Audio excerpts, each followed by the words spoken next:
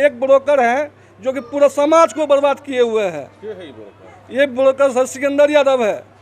तो वो जो है ना घर नहीं बनाया, वो जो है ना बार बार ये दूसरे खतरा पर है, तो ये घर को वो दिखाता है कि यह घर हम बनाए। ठीक, वो तोड़ गिरा दिया, मिल में सारा लूटपाट किया हुआ है। जाके देखिए मेरा घर पे ये टट्टी फट्टी पूरा एल्वेस्टर तोड़ दिया, अनाज तनाज सारा सामान उठा के लेके चला गया मेरा। क्या आप किसी का घर घुस जाएगा तो मारे लगा, वहाँ कुछ भी हो सकता था।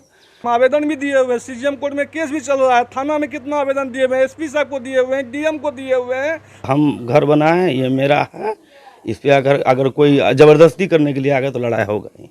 पूर्णिया के मधुबनी थाना क्षेत्र अंतर्गत मधुबनी यादव टोला में जमीनी विवाद को लेकर एक व्यक्ति की बुरी तरह से पिटाई कर दी गई है। पीड़ित व्यक्ति का नाम मनोज यादव है, जिनके एक पैर की हड्डी पूरी तरह से टूट गई है और उनका उपचार चल रहा है। बताया गया कि मनोज यादव निहायत गरीब है, साथ ही उनके घर में इसके अलावा और कोई साथ देने वाला भी नहीं है। 3 छोटे छोटे बच्चे हैं, बच्चों की मां भी एक्सपायर कर चुकी है। बूढ़े माता पिता की स्थिति भी काफी नाजुक है और मनोज यादव ने जो आरोप लगाया है, अगर वह सत्य है तो निसंदेह यह वाकया संवेदनहीनता की पराकाष्ठा है। मनोज यादव ने कहा कि उसके पास जमीन के तमाम कागजात हैं, इसके बावजूद न्याय के लिए दर दर भटक रहे हैं, कहीं से उन्हें न्याय नहीं मिल पा रहा है और विरोधी अकेला समझकर घर घुसकर मारपीट करता है। मनोज यादव ने कहा कि स्थानीय एक जमीन ब्रोकर की उनकी जमीन पर बुरी नजर है, वही लड़ाई लगा रहा है। मनोज यादव ने क्या कुछ कहा, आप खुद सुन लीजिए। कैसे मारपीट हुई और क्या मामला हो गया? जी सर, मेरा घर हुआ मधुबनी कृष्णापुरी यादव टोला, वार्ड नंबर 1 में मेरा घर पड़ता है। हम भाई में अकेले हैं। कुछ दिन 27 दिसंबर को मेरा पत्नी एक्सपायर कर गया सर, और कमाने वाला मेरा घर में कोई नहीं, माँ बाप का इकलौता वारिस है। मेरा छोटा छोटा बच्चा है। वहाँ पर जो है सर प्रूफ से मेरा डिवास कब्जा किए हुए हैं। आज जो ज़मीन मेरे पापा के नाम से केवाला ज़मीन है, उसको हम अपने नाम से ट्रांसफ़र करवा के अपने नाम से जमाबंदी रसीद करवाए हुए हैं। उन लोगों ने वो ज़मीन कब्जा कर लिया। आज का डेट में हम थोड़ा सा ज़मीन में रहते हैं, लगभग 1 कट्ठा ज़मीन में रह रहे हैं, उसको भी ये लोग हड़पना चाह रहा है। मेरा घर से सारा सामान, जेवर जायदाद, रुपया पैसा, अनाज तनाज सब लूट के ले चला गया।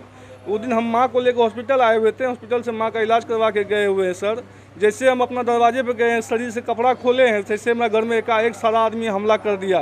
कुछ लॉज का लड़का था, रंजीत यादव था, चंदन यादव था, उसका दोनों साला था, भोला यादव था, और सब उसका बेटा था पवन कुमार, अंशु कुमार, खुशबू देवी, आयुष कुमार, इस सारा आदमी था, और मुन्नी देवी भी थी, मंजू देवी भी थी। सारा आदमी मिल के रड से शॉकर वाला गाड़ी का जो शॉकर होता है वो उसका हाथ में रड था। पूरा रड को जो है कि हमारा देह में तोड़, मतलब कि शरीर को पूरा तोड़ के सड़क के किनारे ले आके घिसिया के ले आके हमको फेंक दिया गया, और वो लोग चला गया इंजोरी बना के थाना में पहले केस करने के लिए। हम उस हालात में कुछ परिजन, मेरा कर कुटुंब आदमी था जो कि हमको ऑटो पे लाद के जब किसी तरह इमरजेंसी में हमको पहुंचाया, जहां हम अपना पैर टूटा हुआ है और हम इलाज करवा रहे हैं। हमारा देखभाल भी करने वाला कोई नहीं है। अभी तक खाली एक बार थाना से आए थे, वो 10 दिन के बाद आए थे, 2-3 दिन पहले आए थे, जाँच उच करके गए हुए हैं, देख के गए हुए हैं।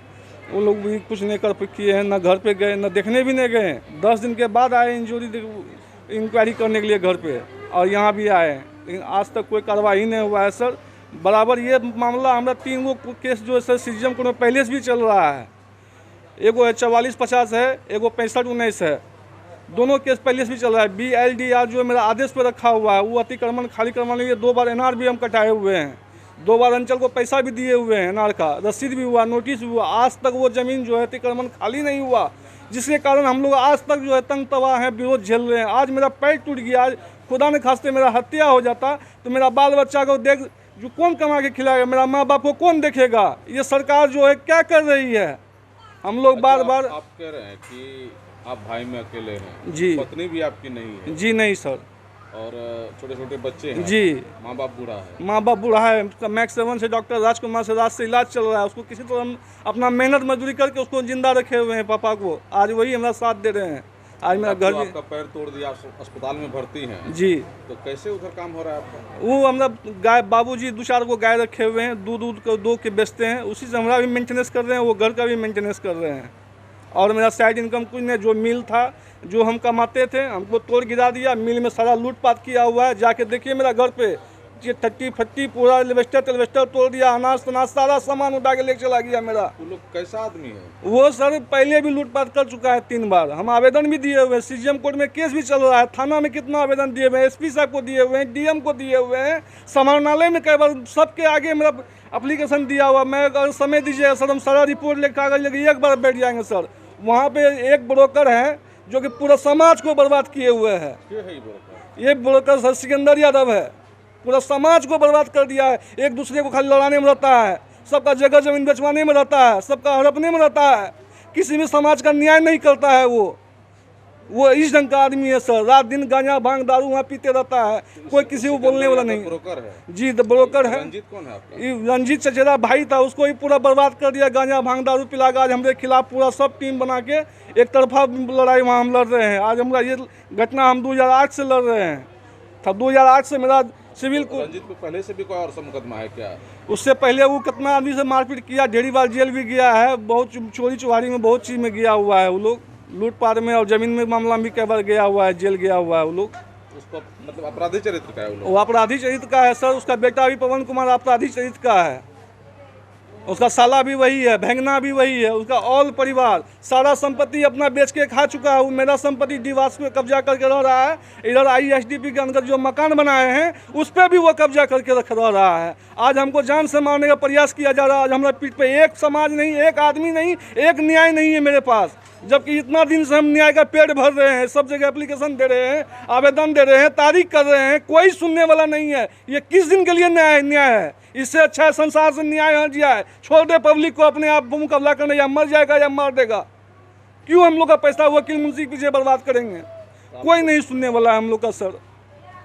हम लोग एक रिक्वेस्ट यही किए हैं ताकि ये मामला समाज में जाए और समाज में बैठ के ये सरकारी अमीन है जो पैसा लेते हैं हम लोग से, 2 बार पैसा लिए, आज तक जमीन माफी करके नहीं दिए हैं। ये समाज में जो विरोधी विवाद करवा रहे हैं ये अंचल अधिकारी लोग, ये समाज में न्याय कब करेंगे? आज मेरा जनार कटा हुआ 2018, 19, 20 में है, लेकिन आज तक मेरा जमीन माफी नहीं हुआ। 3 साल क्यों नहीं हुआ? क्या वजह है? मेरे नाम से जमाबंदी नहीं है, शुद्धि पत्र नहीं है, रसीद नहीं है, केवाला नहीं है, पंचनामा नहीं है। सारा डॉक्यूमेंट्स मैंने अंचल में जमा किया, नगर निगम में जमा किया, लोक शिकायत में भी जमा किया और आवाज़ भी उठाया, मैंने निर्माण भी किया। आज वो जमीन आज तक माफी करके नहीं निकाला, इसलिए नहीं निकाल पाया कि वो लोग को खाली चाहिए घूस। अगर घूस दीजिएगा तो आपका काम होगा, घूस नहीं दीजिएगा आपका कोई नहीं सुनेगा आपका।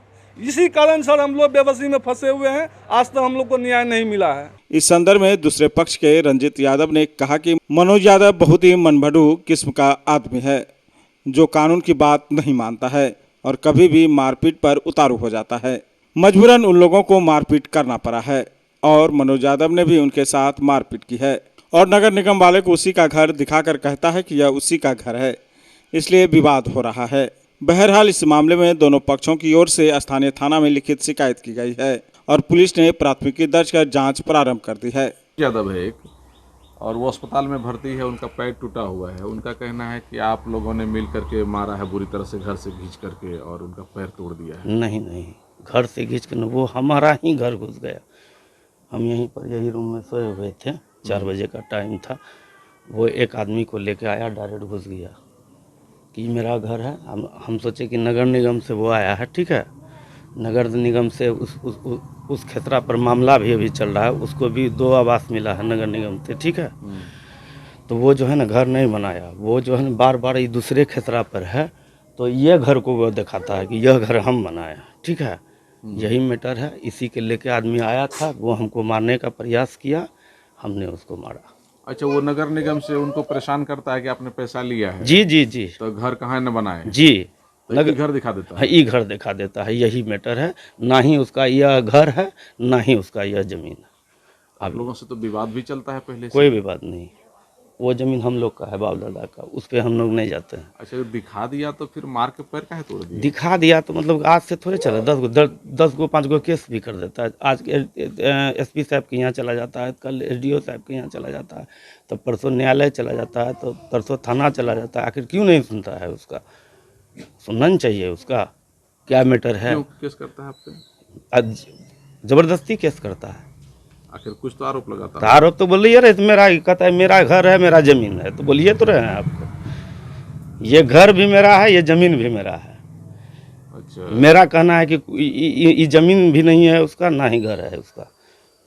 वो बनाया नहीं, वो मेरा घर को दिखा देता है।